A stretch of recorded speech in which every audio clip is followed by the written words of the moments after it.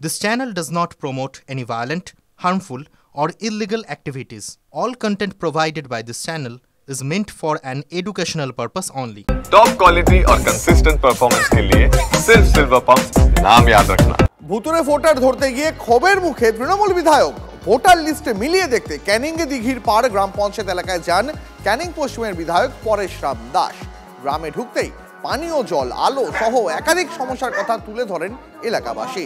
গ্রামবাসীদের সমস্যা সমাধানের আশ্বাস দিয়েছেন তৃণমূল বিধায়ক। আলমবাড়ি লস্কর 553 জল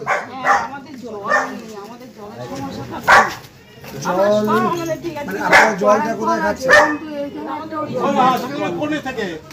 আপনি একটা জায়গা দিন, আমি কালকে লোক পারি। এটা বলি না, আপনি আমাকে আপনার কল আমি কালকেই করিয়ে দেবো। আপনি আজকে বলেছেন কাল থেকে কাজ হবে, কালকে কল হবে, সাবমার্শাল টিউবওয়েল দিয়ে আমি করে দেবো। কিন্তু আপনি আমাকে একটা জায়গা দিন, কোনো একটা জায়গা আপনার এই এলাকার লোকরা মিলে আমি সেইখানে বসাবো, নাহলে আমি কলটা বসাবো। আমি করবো,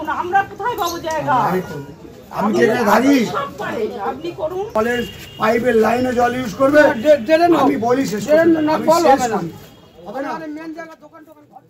এই গরমের সময় মানুষের জলের স্তর কিন্তু নেমে গেছে। আমি বহু লোক এই এলাকায় আমি ঢুকতে ঢুকতে বহু মায়েরা, বোনেরা, দিদিরা, বৌদিরা আমাদের বললেন যে এখানে একটা জলের ব্যবস্থা করার জন্য। আমি কথা দিয়েছি যে যদি আজকালের মধ্যে আপনারা জায়গা দিয়ে দেন, আমি আগামীকাল থেকেই কল তৈরি করে দেবো, সাবমার্শাল উইথ টিউবওয়েল। প্রত্যেকটা বাড়ি বাড়ি লাইন প্রয়োজনে লাইনটা টেনে দেবো, কারণ পিএইচির লাইন অলরেডি টানছে, সেটা টাইম লাগবে, কিন্তু আমি কল কালকেই করে দেবো। এবং এই রাস্তাটা অত্যন্ত সংকীর্ণ, যেখানে একটা অ্যাম্বুলেন্সও ঢুকতে পারবে না। আমি বলেছি সবাই 2 ফুট করে রাস্তা আপনারা জায়গা দিয়ে দিন, আমি 1 সপ্তাহের মধ্যে এটা কংক্রিটে ঢালাই রাস্তা করে দেবো। পরে খবরে নজর রাখবো। ভোটার তালিকা সংশোধনের কাজ করছেন অস্থায়ী কর্মীরা। বিস্ফোরক অভিযোগ বিরোধীদের। অভিযোগ বুথ স্তরে কিছু ক্ষেত্রে অস্থায়ী কর্মীদের দিয়ে ভোটার তালিকার কাজ করানো হচ্ছে। আরামবাগে বিএলও হিসাবে কাজ করছেন অস্থায়ী কর্মীরা। অনেক ক্ষেত্রেই আইসিডিএস কর্মী, স্কুলের অস্থায়ী শিক্ষকরা বুথ লেভেল অফিসার হিসাবে কাজ করছে। রাজ্য নির্বাচন কমিশন কিভাবে অস্থায়ী কর্মী নিয়োগ করতে পারে, প্রশ্ন বিরোধীদের। কমিশন কি করবে? এ তো রাজ্য সরকারের উপর নির্ভর। রাজ্য সরকারের অধীনে কে করেন এইগুলো? এসডিও করেন, ডিএম করেন। আসল দায়িত্ব হচ্ছে ডিএম এবং এসডিও, এবং এসডিও আবার দায়িত্ব দেয় বিডিওকে। আর বিডিও স্তরের সে তো আর বলা যায় না, বিডিও অফিসগুলোতে আর তো অফিস নেই। এইগুলো তৃণমূল কংগ্রেসের পার্টি অফিস হয়ে গেছে, এইখান থেকেই সব নির্ধারণ হয়। তাই আজকে এরকম হচ্ছে। সমস্ত ডাটা এন্ট্রি করছে যারা, আমরা দেখেছি তারা পারে না, কাজ করতে পারেন। আধুনিক এই প্রযুক্তির সঙ্গে যেভাবে কাজ করা দরকার, সেই কাজ তারা অনেকে করতেই জানে না, যার ফলে যা হবার নয় তাই হচ্ছে। কাজ তো কন্টিনিউয়াসলি চলছে, আপডেশন যে আছে এই রোল, ওটা তো কন্টিনিউয়াসলি চলছে। আমরাও মাঝে মাঝে মিটিং নিচ্ছি ওনার সঙ্গে। প্রত্যেক যে ফর্ম আপলোড হচ্ছে, ফর্ম 6, 7, 8 যা কিছু আছে, ওটাকে নিয়ে ভেরিফাই করতে হবে, ওনাকে পার্সোনালি ডাকতে হবে, পার্সোনালি হিয়ারিং করতে হবে, ওনার অ্যাড্রেস ভেরিফিকেশন করতে হবে, ওনার ফিজিক্যালি অ্যাপিয়ারেন্স করার পরে ওনার সঙ্গে হিয়ারিং করতে হবে। এটাই গাইডলাইন দেওয়া হয়েছে। বিএলও কাজ করাতে টাকা দেয়, কিন্তু সময় মতো আমরা পাই না, কিন্তু পারিশ্রমিক সেরকম দেয়ও না। আর যেটা পারিশ্রমিক দেয় সেটা বলার মতো নয়, আবার সেটা সময়ও দেয় না। আর কাজের সময় আমাদেরকে সময় মতো থাকতে হয়, আর না সময় মতো থাকলে আমরাই আবার ঘুরে অসুবিধায় পড়তে হয়। সদ্যজাত মৃত্যুকে ঘিরে ন্যাশনাল মেডিকেল উত্তেজনা। চিকিৎসায় গাফিলতির অভিযোগে শিশু মৃত্যুর অভিযোগ। হাসপাতাল কর্তৃপক্ষের বিরুদ্ধে দুর্ব্যবহার করার অভিযোগ তুলছে প্রসূতির পরিবার। সুপারের কাছে এই নিয়ে লিখিত অভিযোগ দায়ের করা হয়েছে। 9 সদস্যের তদন্ত কমিটি গঠন করা হয়েছে বলে জানিয়েছেন হাসপাতাল কর্তৃপক্ষ। সদ্যজাত সন্তানের মৃত্যুকে ঘিরে উত্তেজনা park circus Kolkata national medical কলেজে। যেমনটা সূত্র মারফত জানা যাচ্ছে, সোনালী দাস পার্ক সার্কাসের বাসিন্দা।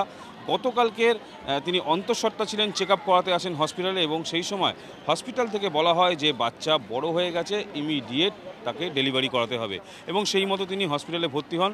পরিবারের লোকজনের অভিযোগ, ভর্তি হওয়ার পর থেকেই কোনো রকমভাবে চিকিৎসা করা হচ্ছিল না, এবং আজ সকালবেলায় সেই বাচ্চাটি মৃত অবস্থায় জন্মায় এবং তারপরেই কিন্তু উত্তেজিত হয়ে পড়ে পরিবারের লোকজন। পরিবারের অভিযোগ ডাক্তারের গাফিলতির জন্যই কিন্তু এই সদ্যোজাতের মৃত্যু হয়েছে এবং ইতিমধ্যে হসপিটালে অভিযোগ জানানো হয়েছে। হসপিটাল থেকে 9 জনের একটি ইনকোয়ারি কমিটি গঠন করা হয়েছে এবং হসপিটালের বক্তব্য সেই ইনকোয়ারি কমিটির রিপোর্ট দেওয়ার পরেই তারা ব্যবস্থা নেবেন। ক্যামেরায় সমরের সঙ্গে সৌভিক সরকার, TV9 বাংলা। যতবার আমাকে চেক আপ করছে ততবার বাজেভাবে চেক আপ করছে। যতবার আমি বলছি আমার খুব লাগছে শুনছেই না। আমাকে লাস্টে বলছে কি যে আমি বলছি আমি যাতে এবার আমি মরে যাবো। বলছে মরলে মরবে। বলছে আমার 2টো বাচ্চা আছে।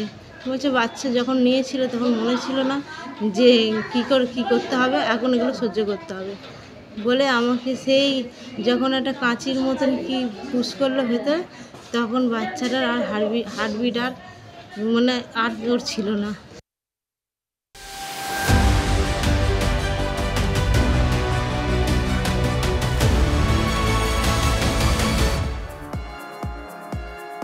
বেতন বৃদ্ধি সহ একাধিকের দাবিতে আশা কর্মীদের বিক্ষোভ। বারুইপুর মহকুমা হাসপাতালে অবস্থান বিক্ষোভে উত্তেজনা। বকেয়া সহ সমস্ত টাকা প্রতি মাসে প্রদান ও কর্মরত অবস্থায় মৃত আশা কর্মীর পরিবারকে 5 লক্ষ টাকা দেওয়ার দাবিতে বিক্ষোভ। স্বাস্থ্য আধিকারিকের হাতে ডেপুটেশন জমা। বাঁকুড়ার পাত্রসায়রে মাটি পাচারের অভিযোগ। বনকর্মীরা পৌঁছতেই আর্থ মুভার ও ট্রাক্টর ছেড়ে চম্পট দেয় পাচারকারীরা। কে বা কারা এই মাটি পাচারের সঙ্গে যুক্ত খতিয়ে দেখছে বন দফতর।